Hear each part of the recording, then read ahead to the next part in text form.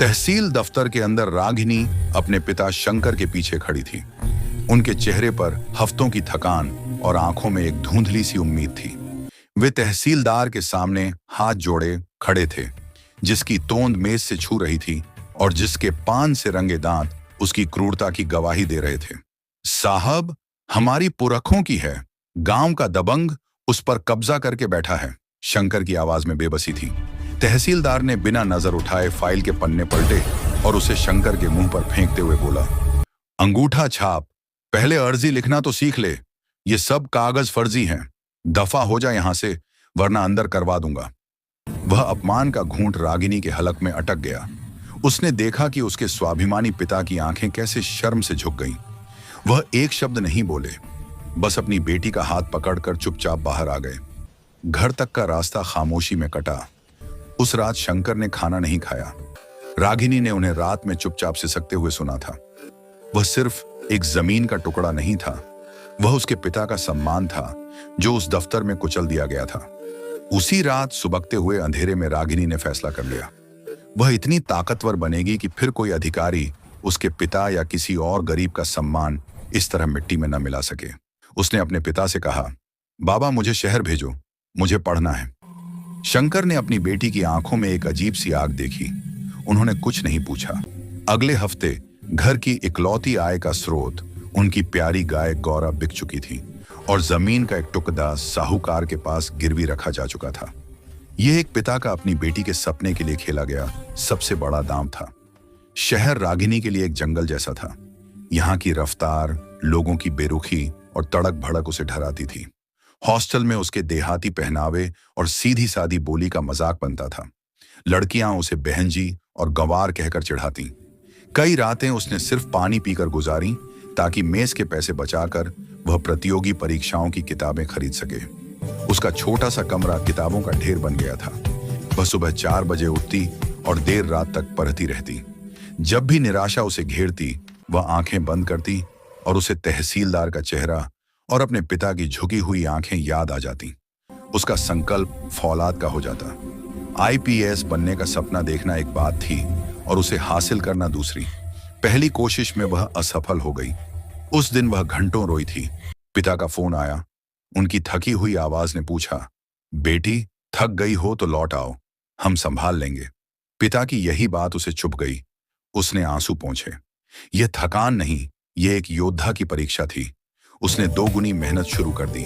वह जानती थी कि गांव में उसका पिता हर दिन और ज्यादा मेहनत कर रहा है ताकि शहर में उसकी बेटी की पढ़ाई न रुके। आखिरकार वह दिन आया जब उसकी सालों की तपस्या सफल हुई। सूची में अपना नाम देखकर वह कांपते हाथों से बस इतना कह पाई, बाबा मैं अफसर बन गई। फोन के दूसरी तरफ से उसके पिता के सिसकने की आवाज आई। वह एक पिता के संघर्ष और एक बेटी के संकल्प की जीत के आंसू थे। ज्वाइनिंग करने के बाद कुछ दिन की छुट्टी लेकर रागिनी अपने मामा के घर घूमने जा रही थी। बरसात के बाद की मिट्टी से उठती सौंधी खुशबू में रागिनी की जीप धीरे धीरे चल रही थी। छुट्टी पर आई एक आम लड़की बनकर वह देखना चाहती थी कि उसका गांव कितना बदला है, लेकिन उसे जल्द ही एहसास हो गया कि यहाँ कुछ भी नहीं बदला। चौपाल पर वही डर का माहौल था और फिर उसने उस दृश्य को देखा जिसने उसके अतीत के घावों को कुरेद दिया। दरोगा ज्वाला सिंह, मोटी गर्दन, लाल आंखें और वर्दी के अहंकार में चूर, एक असहाय किसान रामपाल पर चीख रहा था। दूध की बाल्टी पर उसकी लात सिर्फ दूध पर नहीं बल्कि एक गरीब की इज्जत पर पड़डिडाजी थी। रागिनी का खून खौल उठा। उसे लगा जैसे वह रामपाल में अपने पिता को और ज्वाला सिंह में उस तहसीलदार को देख रही है। वह आगे बढ़ी। उसकी आवाज शांत लेकिन दृढ़ थी, दरोगा जी, ये तरीका है बात करने का? ज्वाला सिंह ने उसे ऊपर से नीचे तक देखा। जीन्स कुर्ते में एक दुबली पतली लड़की। उसने व्यंग्य से कहा, ओहो नई मैम साहब आई हैं, तुझे क्या लेना देना लड़की? मुझे लेना देना है इंसानियत से, रागिनी ने बिना पलकें झपकाए कहा। ज्वाला सिंह जोर से हंसा, अरे सुनो सब, ये बेवकूफ लड़की हमें कानून सिखाने आई है। आपको शर्म नहीं आती? सरकारी वर्दी पहनकर किसानों को धमकाते हैं। रागिनी की आवाज में अब खड़वाहट थी। ज्वाला सिंह का चेहरा लाल पड़ गया। ज्यादा बोलोगी तो थाने में बंद कर दूंगा, समझी? बंद कीजिएगा। रागिनी ने चुनौती दी, तो चलिए पहले मेरा बयान दर्ज कीजिए कि आपने एक नागरिक को धमकाया है। यह दरोगा के अहंकार पर सीधी चोट थी। वह दहाड़ा, अरे पकड़ो इसे। एक नौजवान कांस्टेबल आगे बढ़ा और रागिनी का हाथ पकड़ने की कोशिश की, लेकिन अगली ही पल जो हुआ उसके लिए कोई तैयार नहीं था। रागिनी, जो एक प्रशिक्षित आईपीएस अधिकारी थी, ने फुर्ती से अपना शरीर घुमाया। उसने कांस्टेबल का हाथ पकड़ा, उसकी कलाई को एक खास एंगल पर मोड़ा और एक झटके में उसे जमीन पर गिरा दिया। कांस्टेबल दर्द से चीख उठा।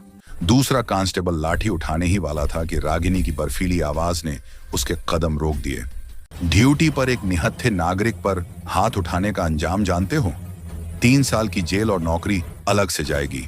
ज्वाला सिंह यह देखकर आपे से बाहर हो गया। वह खुद लाठी लेकर रागिनी की तरफ बढ़ा।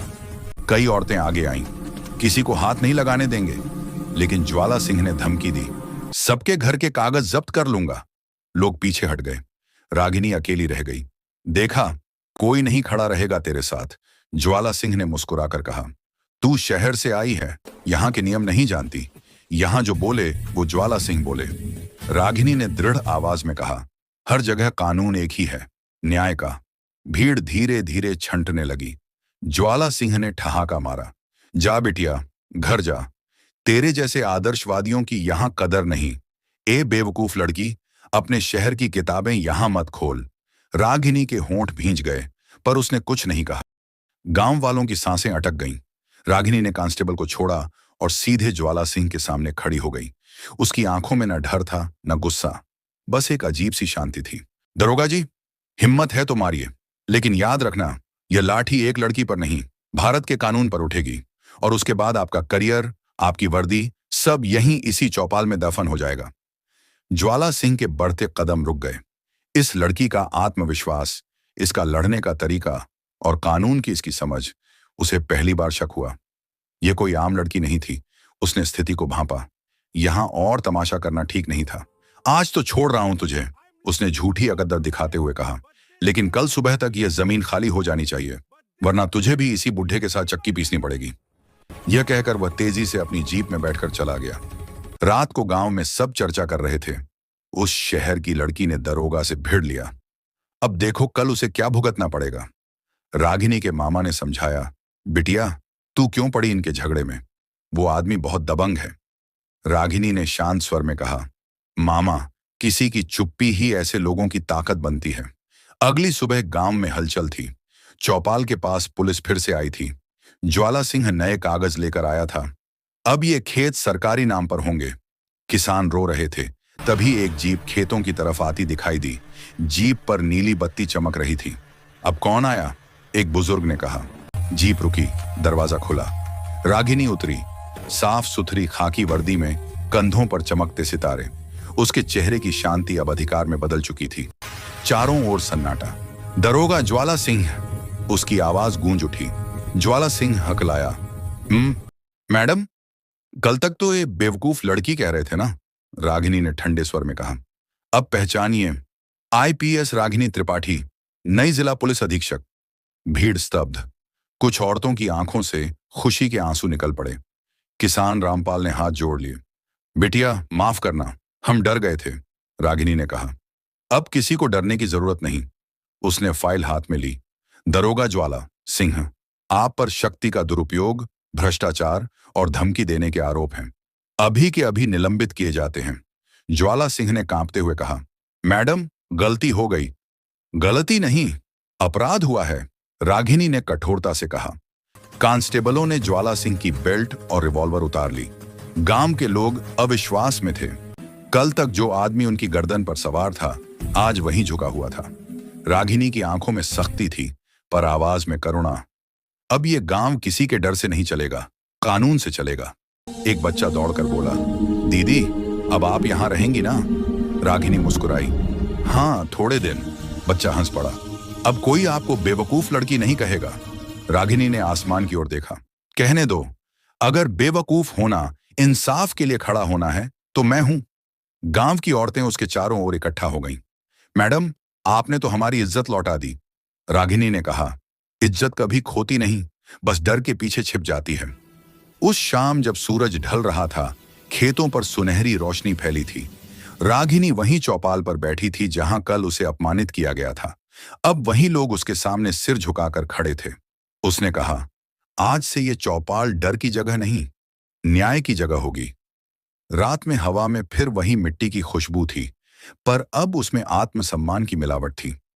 गांव ने पहली बार सीखा कि किसी एक औरत की हिम्मत पूरे समाज का चेहरा बदल सकती है।